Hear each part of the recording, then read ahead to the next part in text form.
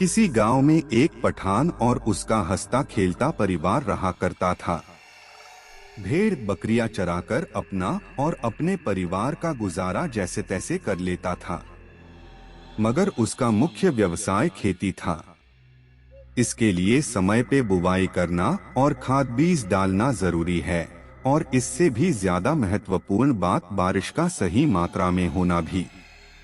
कम और अधिक वर्षा दोनों ही फसलें बर्बाद कर देती है। 2-3 सालों तक उसको कम और उससे भी कम आमदनी हुई।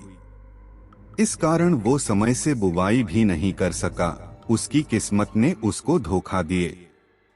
जिस साल उसने बुवाई नहीं की उसी साल अच्छी बारिश हुई।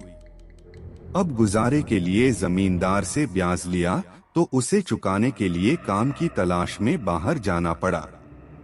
पीछे से जमींदार ने उसके पत्नी और एक बेटी को पैसों के लिए परेशान करना शुरू कर दिया।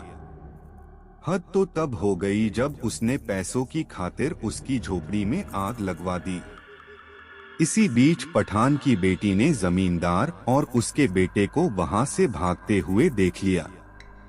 दुर्भाग्य से उसकी पत्नी और बेटी दोनों उस आग से बच नहीं पाए। इधर पठान आया तो अब यहाँ उसके लिए कुछ नहीं बचा था। उसने हादसे का कारण जानने की कोशिश भी की पर कुछ भी पता नहीं चल सका।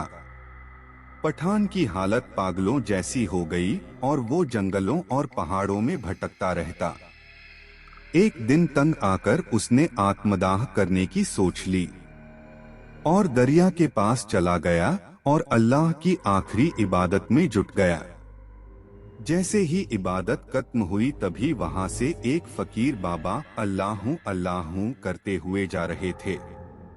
वो उस पठान के पास आए और बोले, बेटा मैं जानता हूँ किस्मत ने तुम्हारे साथ बड़ा बेरहम मजाक किया है, लेकिन बेटा कुदरत के आगे किसकी चली है। बेटा तुम जो करने जा रहे हो वो अल्लाह की नजरों में गुनाह है। पठान बोला, बाबा मैं जी कर भी क्या करूं, मेरे जिंदगी में अब कुछ नहीं बचा है। तभी बाबा बोले, जो हो गया उसे बदलना संभव नहीं, लेकिन मैं तुम्हें एक बात बताना चाहता हूं। अल्लाह के रहमो कर्म से तुम्हारी बेटी का सरजमी पर फिर से वजूद हुआ है, लेकिन बेटा उसकी रूह को अभी तक शांति नहीं मिली है। वो तड़प रही है। तुम्हें उसे तलाशना होगा, क्योंकि जब तक वो तुमसे नहीं मिलेगी तब तक उसकी रूह बेचैन रहेगी। उसके जहन में कुछ राज दबे हैं जो वो तुम्हें बताना चाहती है। पठान बोला, बाबा इतनी बड़ी दुनिया में मैं उसे कहाँ तलाश करूं? आप ही कोई रास्ता दिखाइए। बाबा बोले, बेटा ज्यादा तो नहीं पर तुम्हें उसकी झलक जरूर बता सकता हूं। बेटा तुम उसे किसी तालीम घर के आसपास मिलोगे, लेकिन बेटा एक बात का ध्यान रखना, तुम उसे इतनी आसानी से नहीं मिल पाओगे, क्योंकि उसने अल्लाह के रहमो कर्म से बहुत अमीर घराने में जन्म लिया है। ये कहते हुए फकीर बाबा अल्लाहू अल्लाहू करते हुए आगे बढ़ गए। अब पठान के दिन बीतते गए, तलाश करते करते 10 साल बीत गए। अब तो फकीर बाबा की बातें भी उसके जहन में धुंधली हो रही थी। अचानक एक दिन पठान एक बगीचे में आराम कर रहा था। तभी कहीं आसपास की स्कूल में चुप्पी की घंटी बज गई और पठान की नजर एक 11 साल की बच्ची पर पड़ी, जो हुबहू उसकी बेटी से मिलती थी। अब पठान को बाबा की कही हुई सारी बातें ताजा होने लगी। फिर थोड़ी देर में उस बच्ची के माता पिता उसको लेने आ गए और वो उनके साथ कार में चली गई।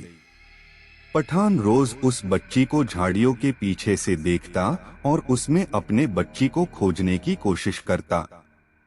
एक दिन उस बच्ची की मां ने पठान को देख लिया और वो पठान पर ध्यान देने लगी। उसे लगने लगा कि पठान उसकी बच्ची को बड़ा अजीब नजरों से देख रहा था। वो बच्ची को लेकर चिंतित होने लगी। एक दिन उस बच्ची की मां को आने में थोड़ी देर हो गई। तो पठान ने उस बच्ची को पास बुलाया और स्नेह से उसके सिर पर हाथ फेरा और कुछ चीजें खाने के लिए दी। बच्ची खुश हो गई। उसकी हंसी में पठान ने अपनी बच्ची को देख लिया था। अब वो वहां से चला गया। जब उसकी माँ आई तो उसने इन खाने की चीजों के बारे में पूछा तो बच्ची ने बताया एक अंकल ने दी है। तो उसकी माँ ने हिदायत दी कि अनजाने लोगों से कोई चीज नहीं लेते। तो बच्ची ने कहा पता नहीं माँ, पर मुझे वो अनजाने बिल्कुल नहीं लगे। तो माँ ने डांटते हुए बच्ची को चुप करा दिया।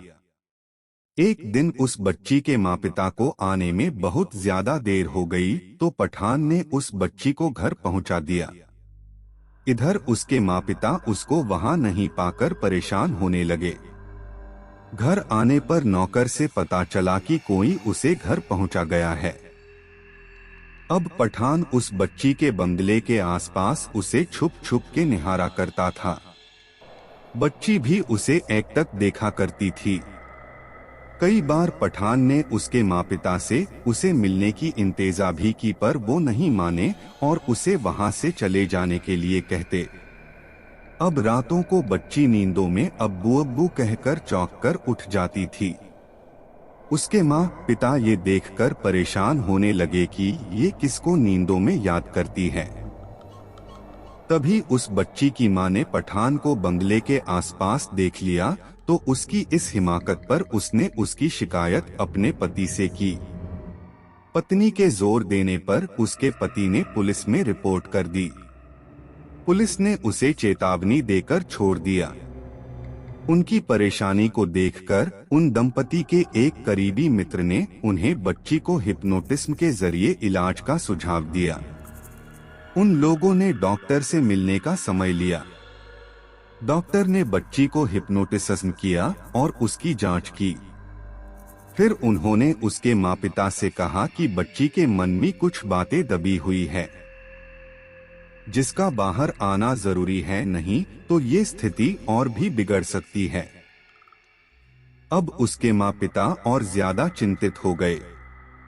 अब बच्ची रातों को अब्बू अब्बू कहकर चौंक उठती थी और अचानक एक दिन जब उसकी माँ घर में खाना पका रही थी तभी वो बच्ची आग को देखकर जोर से चीखने और चिल्लाने लगी और पूरे घर में इधर उधर भागने लगी और कहने लगी अब्बू बचाओ, आग आग आग।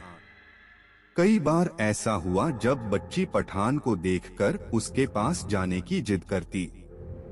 उसके ये दौरे भी पठान को देखते ही रुक जाते थे। तभी उन्होंने थक हार कर पठान को बुलाने की सोची। उसके आते ही बच्ची अब्बू अब्बू कहते हुए उससे लिपट गई। उसके माँ पिता ये देखकर हैरत में पड़ गए। यह तो कभी इससे जानती तक नहीं और ये इसको अब्बू अब्बू क्यों बुला रही है। तभी पठान ने अपनी बेटी की तस्वीर निकालकर उनको दिखाई और बोला, आपकी बेटी जब तक ठीक नहीं हो पाएगी, जब तक बच्ची उसके साथ उसके गांव नहीं जाएगी। कोई और रास्ता नहीं होने के कारण उस बच्ची के माँ पिता ने पठान की बात मान लेने का निर्णय किया। गांव जाते ही बच्ची पठान को गांव की हर चीजें बताने लगी। बच्ची के माँ पिता हैरत में पड़ गए। ये तो यहाँ कभी आई ही नहीं, तो इसे ये सब कैसे मालूम। तभी गांव के लोग बच्ची को देखकर पठान से बोले, बेटा ये तो उस आग में। तभी बच्ची दौड़ती हुई अपने उजाड़ हुए झोपड़ी के पास गई और रोने लगी, अब्बू अपना घर तो जल गया था न, यह तो बिल्कुल वैसा ही है। तभी पठान ने कहा, हाँ मेरा बच्ची अपना घर कहाँ जला है। तभी बच्ची सुबक कर रोने लगी और अपने अब्बू से बोली, अब्बू आपके जाने के बाद जमींदार और उसका बेटे ने हमारी झोपड़ी में आग लगा दी थी, मैंने उसे आग लगाते हुए देखा था। पठान अपना आपा खो बाए था और कुल्हाड़ी लेकर जमींदार के घर की तरफ बढ़ने लगा, लेकिन गांव वालों ने बताया जमींदार का पूरा परिवार एक सड़क हादसे में खत्म हो गया। इधर वो बच्ची थोड़ी देर बाद फिर रोने लगी और बेहोश हो गई। वो अपनी अवचेतन मन की अवस्था से बाहर आ गई और पठान को पहचाने से इनकार करने लगी, क्योंकि अब इस जिंदगी में वो पठान से कभी मिली ही नहीं थी और अपने असली माँ पिता के पास चली गई। तो दोस्तों, इस तरह एक तड़पती रूह को सुकून मिला।